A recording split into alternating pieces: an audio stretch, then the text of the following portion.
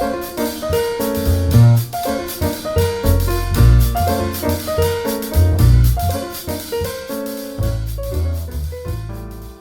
to a new edition of the Neon Jazz Interview Series with veteran LA-based jazz pianist and film composer Todd Cochran.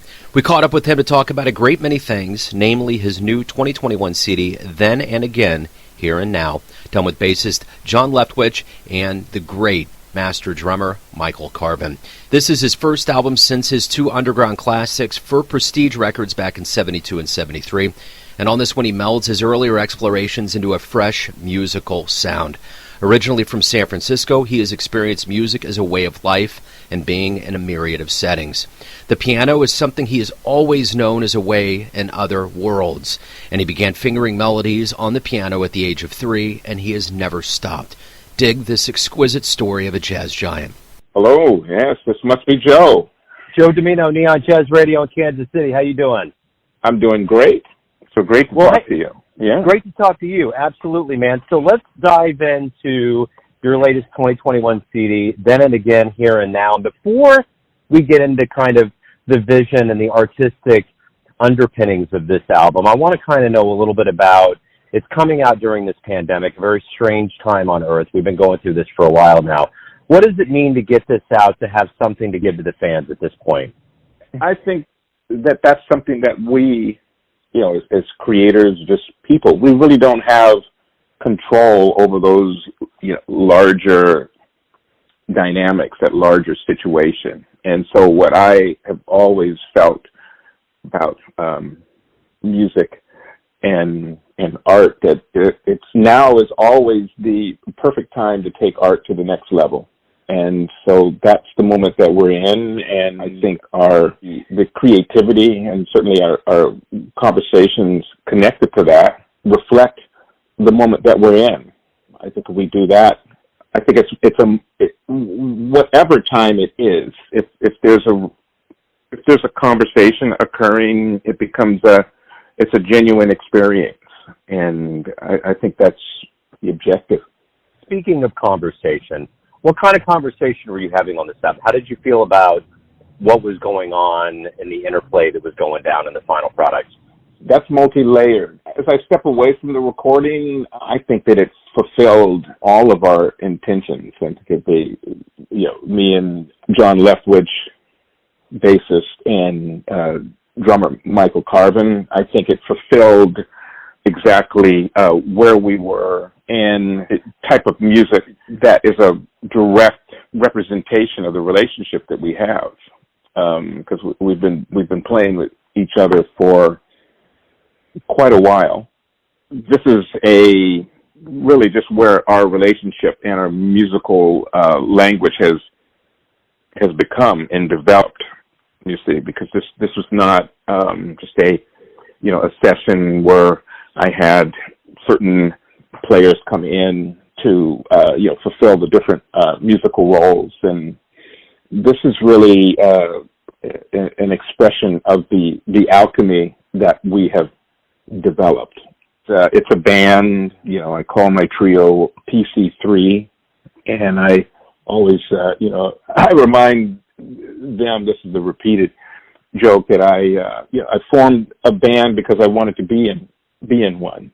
In a roundabout way, to answer your question about the outcome of Then and Again, Here and Now, it completely reflects where we are and that developing and continuing musical journey.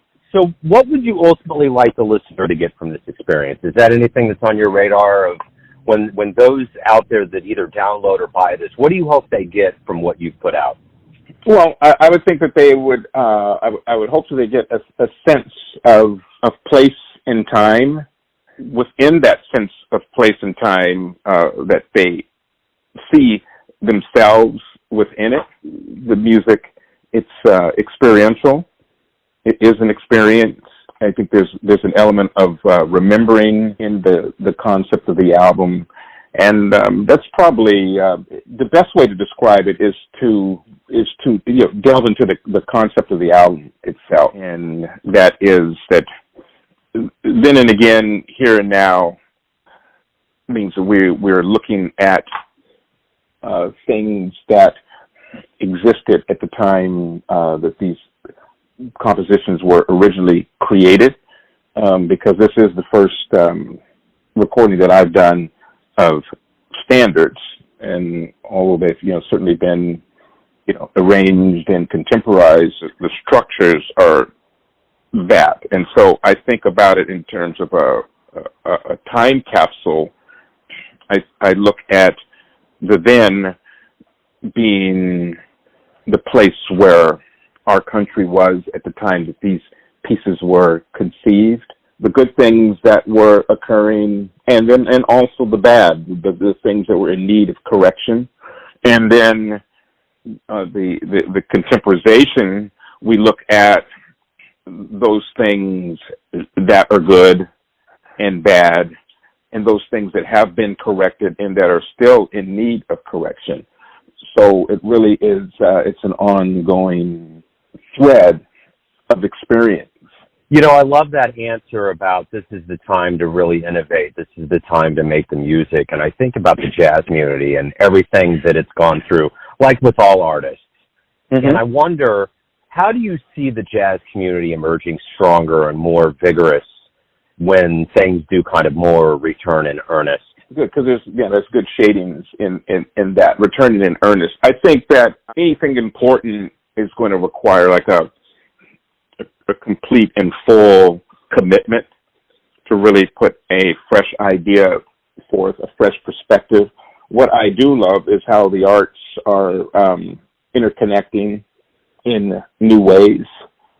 That is the aspects of movement, the music itself, visuals, and so it's coming together. I think that there will be a stronger sense of narrative, and where the music will not just be some sort of an abstraction or just a moment of thought by whoever's creating and producing that, but something that is intertwined with this whole collective experience that we've been drawn into because of the circumstances of the pandemic, which have been dire, which have been frightening, which have been very limiting, and which have really forced us to look at our reality in other ways. There's got to be substance to it. I don't think we can't just kind of surf on the surface. It really has to be a deeper feeling tone.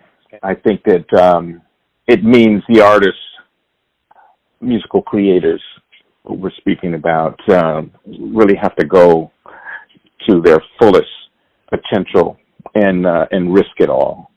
I don't think there could be any partials right now. Absolutely. That's it. Yeah, I agree. Uh-huh. Yeah. Uh-huh. So, everyone has their kind of their moment where the jazz light comes in and you get hooked into it. What was yours when you were growing up? How did this become your life? Yeah, a lot of it came just from my upbringing. My parents were very cultural. Here it is, culture-centric. So, I always had a sense of historical perspective, and that was always connected to the arts.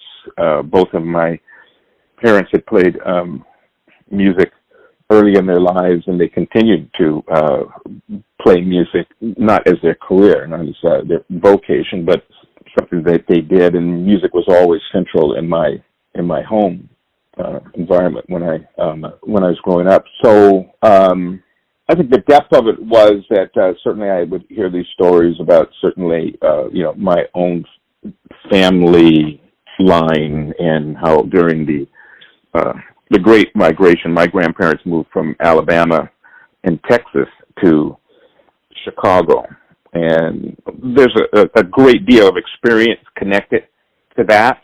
What I saw in connecting that to music, I really saw how it really revealed a life that's a mixture of both the marvelous and the terrible. Through that, it was just very important to find that thing where that experience could be expressed, then you see that where many of the themes of creating a better world still resonate today. So I was connected to that because I saw it being expressed through music. So it was very, very natural for me. I began playing when I was really young. The whole idea of making music, it took root probably from a time earlier than I could even remember. What was the first live show you saw that really made you think, man, I'd love to be up there doing that? Gee whiz, that's a big one. the first live show, well, because you see live performances everywhere. I used to go, my father used to take me to performances. I used to watch films. I watched a lot of documentaries. And so I've seen films. I can remember seeing films of live performances. I watched things on TV, which were live performances. My father took me to see Duke Ellington when I was about 12 years old. That really moved me deeply because I certainly heard his music in my home growing up, and I had heard not just his jazz, but I saw but the music where the secular had intersected with the gospel, and so Black, Brown, and Beige and that. But seeing him live really moved me. Very, very inspirational.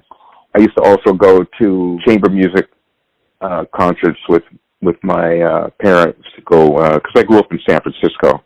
Go across the bridge, we saw a lot of performances at Berkeley, UC Berkeley, chamber series. So I've seen like the Emerson String Quartet, Giard String Quartet. So it's very broad there. Of course, in seeing Leonard Bernstein, the young people concerts. But I know I'm expanding, going a little bit beyond just live performances that I, had experienced. But they're all in there.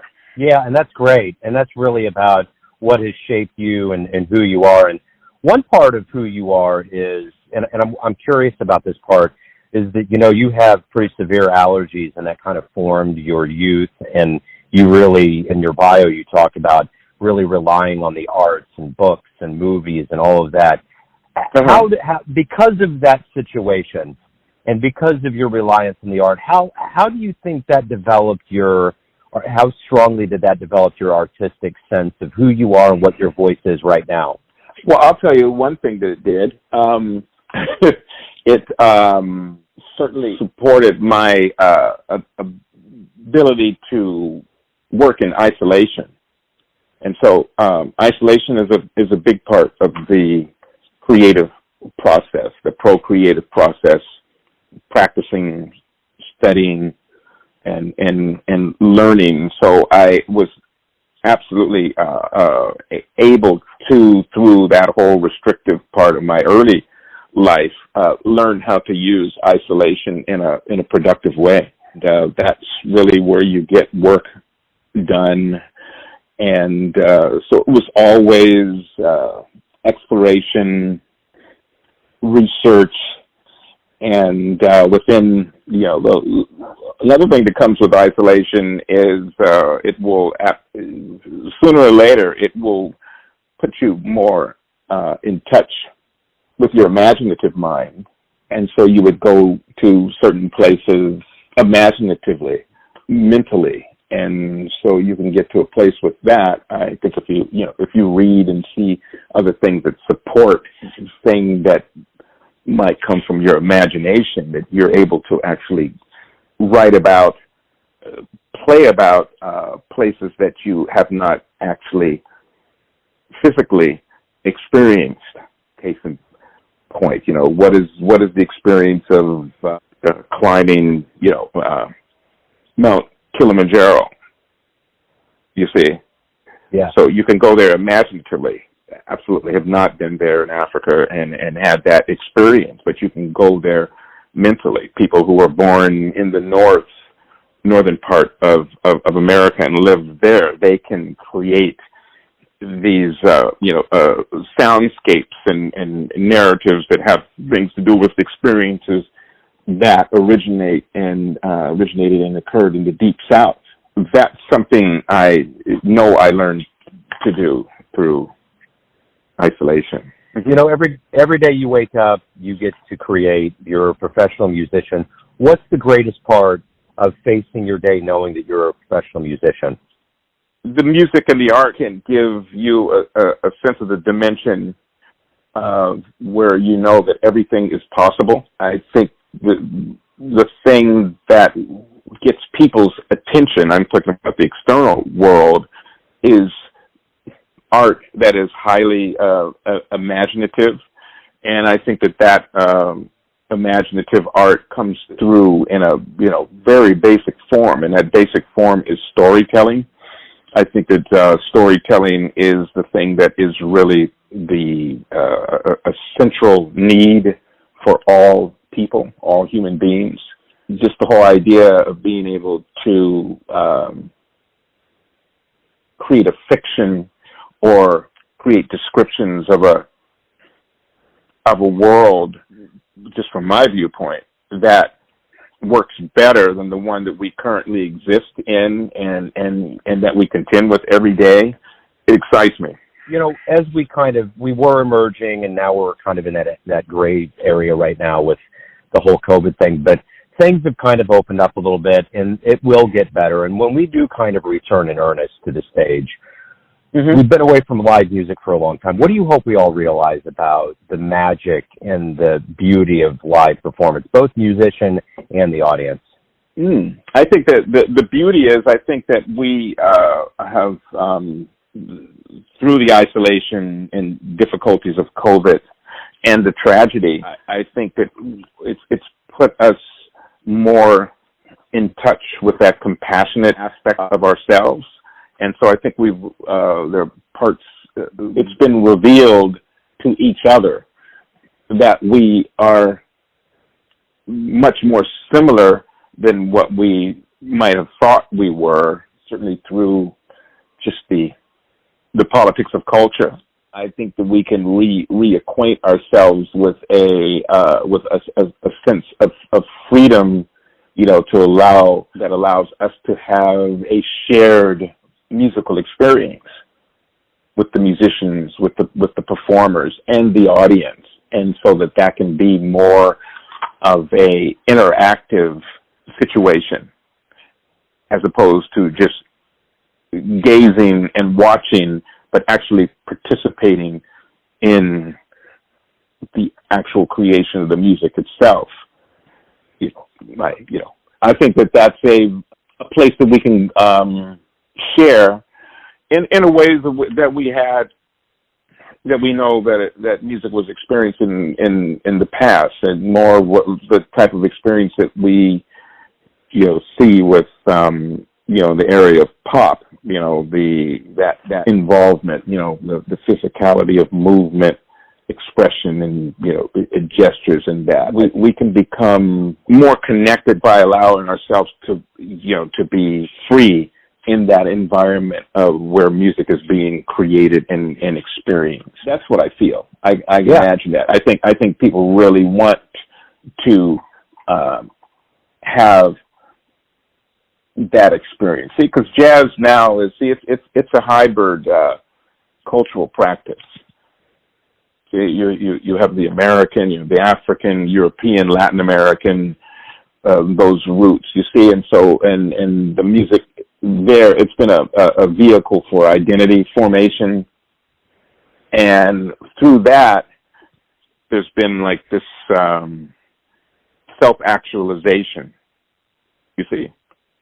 Of members of desperate cultural communities. People are seeing themselves, inside people from other communities that normally do not interact with each other. You see, so I think that's the power, that's the beauty of jazz, and I just look forward to seeing that in a more openly expressive way. That really is. I think that the instinct for the big idea, that encompasses the consciousness of the moment, responding with that automatic, spontaneous emotional tone.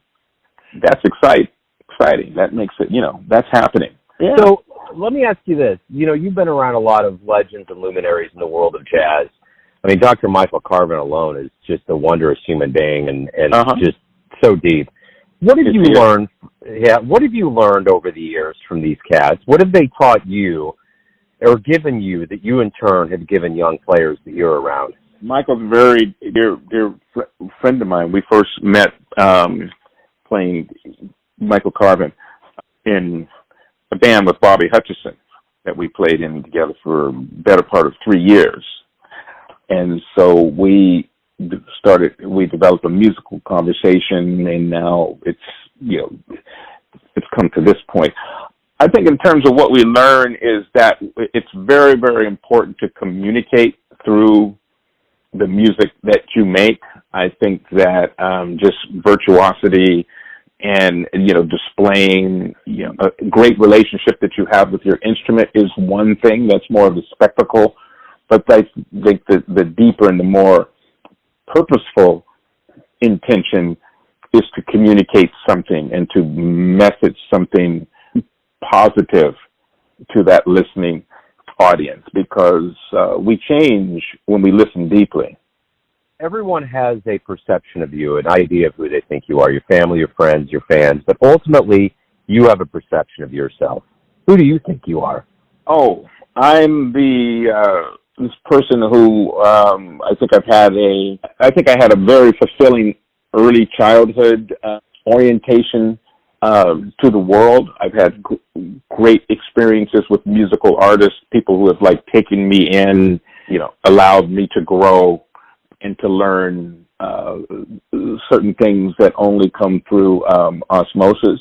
Where I am right now is in a place where where I'm reinforcing the first principles of my understanding of art and why music matters.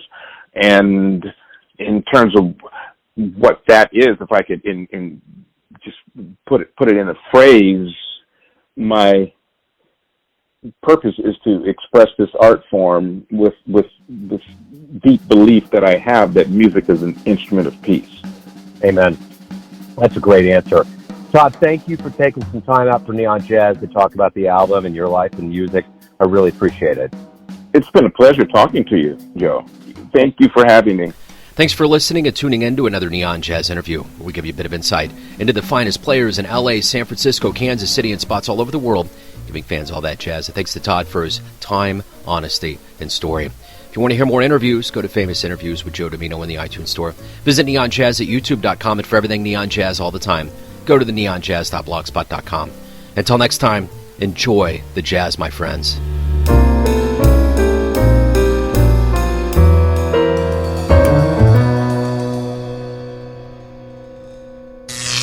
Neon Jazz.